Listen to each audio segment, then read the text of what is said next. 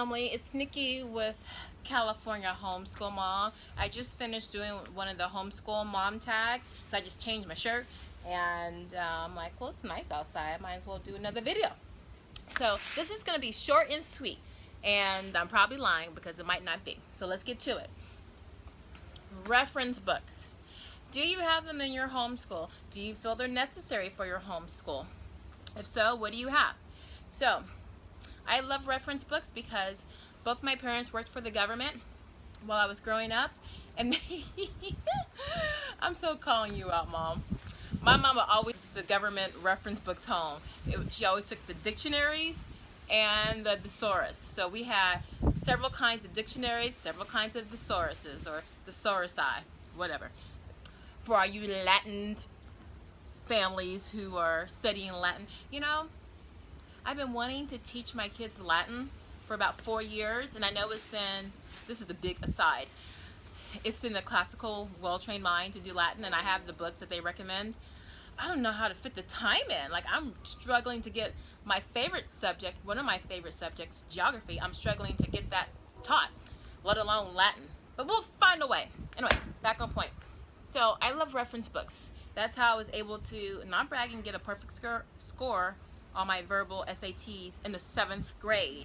And I took no classes, no prep, didn't even know what the test was. My parents always had books in the house, and in Houston, summer times were hot, and most kids stayed in the house, or they went away to visit family that didn't live in hot climates. And I didn't have a lot of friends during the summertime, so a lot of times I just stayed in the house, and the library was too far to walk to, so I would just read the books that my mom liked to collect. And she liked paperback books that were like, I'm dating myself, 25 cents, 35 cents back in the day. And she was really into buying science fiction, all the Isaac Asimov books, and she was into the King Arthur books. So a lot of science fiction, a lot of fantasy, and they're very wordy, and the language is very flowery. And I couldn't always get it because I was in 1st grade, 2nd grade, all that. So I always had those free stolen dictionaries, the Merriam Collegiate Dictionary and the equivalent for the thesaurus. And I would look up all the words as I would read. And even to this day, you will find a small pocket-sized dictionary, only the dictionary, in my purse because I always like to look up words. So, it may not show now, but back in the day, I had half a brain. So, for my sons, when we do our novel readings, we always do dictionary work. The initial point is to get them familiar with the parts of a dictionary and how to navigate a dictionary. Merriam-Webster Children's Dictionary, this is DK's version. It's got 3,000 photographs and illustrations. So you see that? And I like this one. It is heavy. It's a heavy book, but it is very colorful. The print is manageable. It's not too big, not too small, maybe 12 point. And then you have the alphabet color coded along the side, and you can see it on the side as well. So it's very easy to get to. You got your reference section, your picture. You have your picture index, your reference section here. I hope you can see all that. Your abbreviation section. I'm sorry, I keep saying reference section. So it's the reference section within this reference book is pretty impressive. So it goes over a lot. It's got, anyway, you can look at it yourself. But this is our go-to. It is heavy. Look at it. It probably weighs 3 pounds, I'm guessing. It's a doozy. But I like it because it's not intimidating for my sons. Now this one is Merriam-Webster's Elementary Dictionary. See that? This is the back. There you go. Now for this one, I liked it because the font size is bigger. This looks like it might be 13, probably 14, and it's not too wordy looking like the DK version. You don't have as many pictures as the DK version, but you still have pictures. And then the alphabet for the index is a little bit bigger on the side. It too is also color coded, if you can see it here. So that's easy to get to. The section in the back, hold on. All right, and then of course in the front it has the how to use the dictionary, which is in DK's version too. How to use your dictionary. I'm going to compare it side by side. DK, how to use your dictionary, and that is almost 20 pages of how to use the dictionary. It's this section. Sorry guys, getting there. How to use your dictionary. It starts page 7, ends at page 27, I think. Yeah, so 20 pages of how to use this dictionary. Oops. And then, wait, whose version is this? This is Merriam-Webster's, but who publishes this? I guess Merriam-Webster. So DK has their version of Merriam, and then Merriam's like, we're gonna do our own thing, and then they have theirs. So this is using your dictionary. This is Merriam's, short and to the point. This starts at page 10 and ends at 24. Okay, so the pages are thinner also. In the Merriam one, the pages are thinner. The DK has thicker pages, so about 14 pages. And then the reference part in the back, geographical names, a guide for writers. I don't remember if I saw that in the DK version. A guide for writers, you know, going over your grammar, spelling, punctuation, your style, your rules, signs and symbols. So it's pretty thorough. But again, I like this one because one, it's not as heavy as the DK. Look at that. DK is bigger and the font size is smaller. This one is smaller, not as big, and the font size is bigger. So for your younger kids, I would probably start off with this one. And then your older kids, maybe 3rd and up, do the DK version.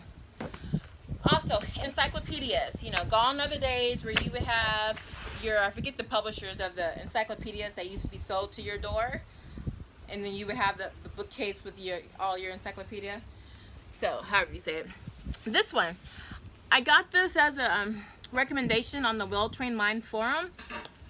And the Usborne Encyclopedia of World History with internet links. And a lot of the parents liked it because of the internet links. And I thought that was cool. I was sold because of how colorful it is. Now, I teach my version of world history from an African perspective, but it's always good to know how other people see the world. So this is going to have its own bias, and so you just teach consciously, you know, this is how they view the world and this is how we see it, but nonetheless, certain things are non-negotiable. It's like, okay, Stonehenge is here. It's in England. Can't argue that. So China's first emperor.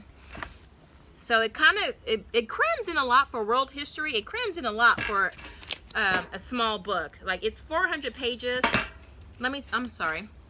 Merriam's dictionary by Merriam-Webster is about 820 pages, and then DK's version of it is, it's gonna break my nails, is 950, but with smaller fonts. So the Usborne Encyclopedia of World History, I liked it. I like that you can go check out the internet links and then get more information. And what you have here is at the top, internet links. For links to websites where you can find out more about Arab inventions, and see examples of Islamic art, go to www.usborne.quicklinks.com. So the book is not sending you to 5 million different links. They have, Usborne has a site. On Usborne's site, they have links that match up to the pages. The links align to the pages in the book. So you just go there and then type in Islamic art, and then it'll give you your information. So they touch a little on India, on the Arab world, Mongols, West Africa, the Andes, Russia, South Seas, French Revolution, the growth of the USA, changes in Japan. They have a little bit of the ancient world, the rise of the mammals and the reptiles, you know, before recorded history. And then, I don't know if do they have something on South America and Australia? I didn't see that. I'm sure they do. China, the Ming Dynasty, slave trade, North America. I'm looking for our South American peeps. Are y'all in here? Let's go to the index. Oh, no, let's just go to the table of contents and see. But I really only got the encyclopedia just to have, okay, ancient world, prehistoric world, the last 500 years. And, okay, so you have your table of contents. Prehistoric world, ancient world, medieval world, the last 500 years. Is that it? Okay. Well, they cramming in a lot. So these are really going to be brief references. At quick glance, I don't see anything about South America, and a lot was going on in South America. It might be in here. Don't take my word for it. I don't see it yet. Let me see something in South America. South. Oh, lots of pages. South America, 6272. But what section is that in? Let's see. All right, I'm doing a lot of editing. Oh, mammals with pouches. Okay, they're talking about kangaroos. That ain't telling us nothing about, wait, mammals with pouches. It said page 62.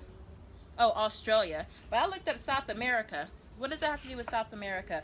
Ooh, is this something we need to know? Hold on. South America, page 62, and then 72 to 73. 62, well, let's check this out. Are they accurate? 62 says South America, and then page 62, this is about mammals with pouches, marsupials in Australia. I see no correlation, no relevance to South America. Okay, interesting. Let me see if it's somewhere in the text. Nope. All right. Let's go to the next page. It says South America, 72 through 73. Animals of South America. Okay. Well, I don't know why they had page 62. All right. That ain't telling you anything about South America and the revolutionaries and the crops grown there and the monuments in South America. South America, 94. Okay, I'm going to do one more. See if they pull it together. New World, Australia. All right. No, it talks about the New Worlds. It just does a map of how people migrated. That's not saying anything. Come on, Usborne. I'm giving a review and y'all letting me down. 178. Okay, this is the last one for real. 78. Finally. The people of ancient Peru and the Olmecs, or the Teotihuacan.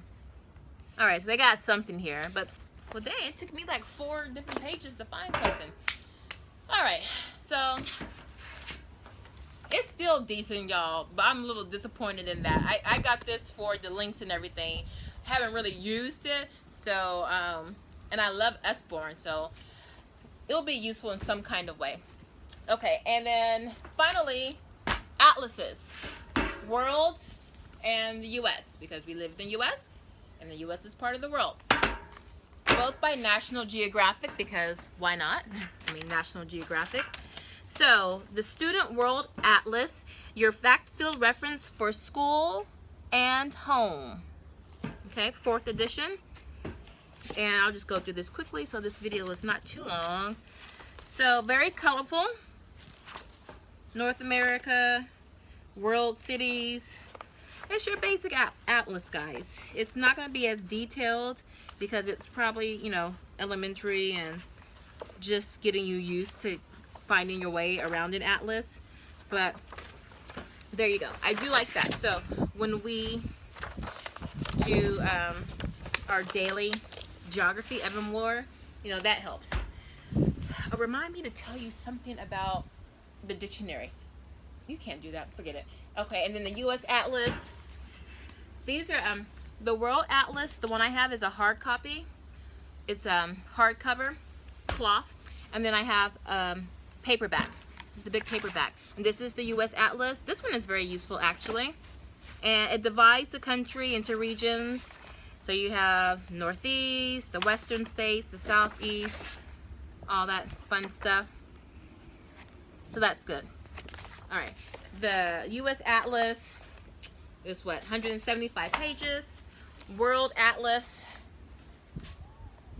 about 150. So there you go. Oh look, I've got my little gut hanging out.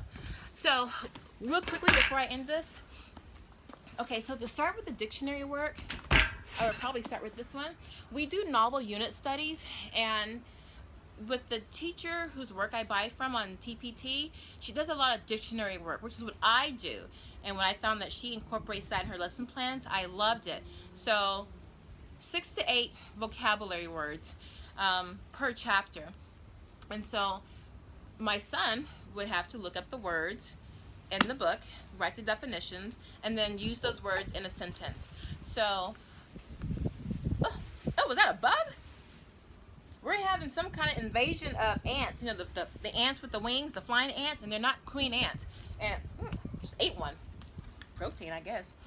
So he is so used to looking up the words, writing them out, and then using them in a sentence, and not the sentence that's in the entry for the word.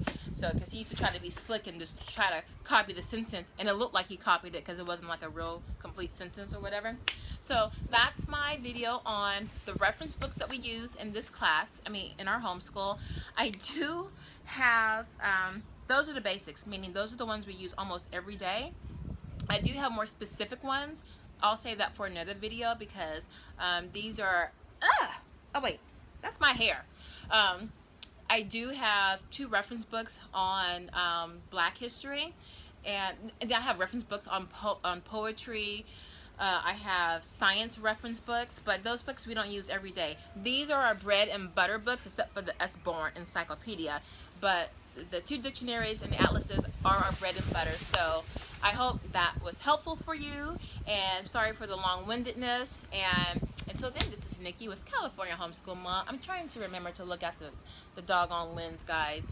Until then, Nikki with California Homeschool Mom. Take care. Bye-bye.